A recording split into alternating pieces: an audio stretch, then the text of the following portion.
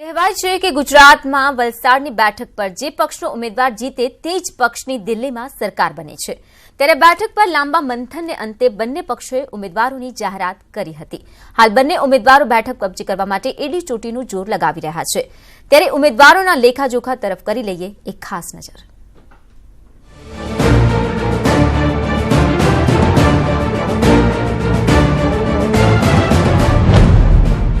વલસાડમાં જામશે ખરાખરીનો જંગ। ભાજપના ડોક્ટર કેસી પટેલ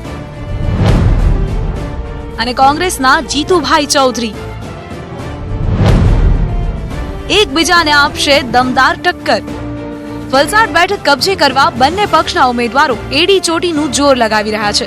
ડોક્ટર કેસી પટેલ અને જીતુભાઈ ચૌધરીએ પૂરજોશમાં પ્રચાર ઝુંબેશ શરૂ કરી દીધી છે।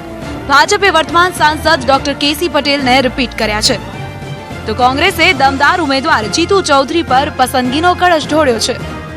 વાત કરીએ ભાજપના ડોક્ટર કેસી પટેલની, તો કેસી પટેલ કેશુભાઈ પટેલ સરકારમાં ધારાસભ્ય બન્યા હતા।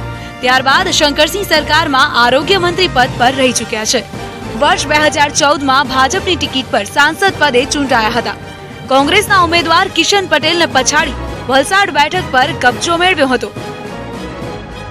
જો કે હની ટ્રેપમાં ફસાઈ ચૂકેલા ડોક્ટર કેસી પટેલ ત્યારબાદ વિવાદોમાં પણ આવ્યા હતા।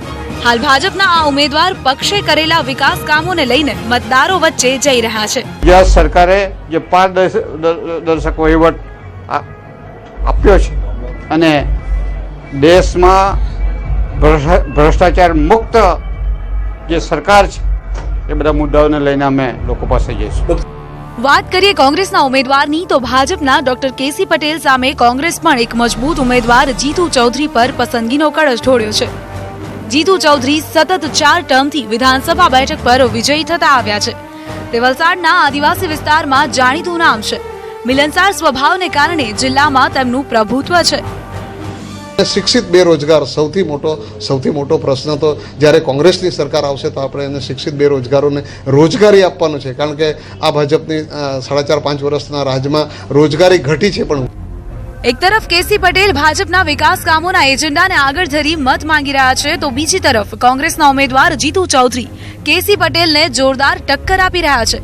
ત્યારે આ બેઠક પર કોની જીત થશે અને કોણ હારનો સ્વાદ ચાખશે તે જોવું રોચક બની રહેશે।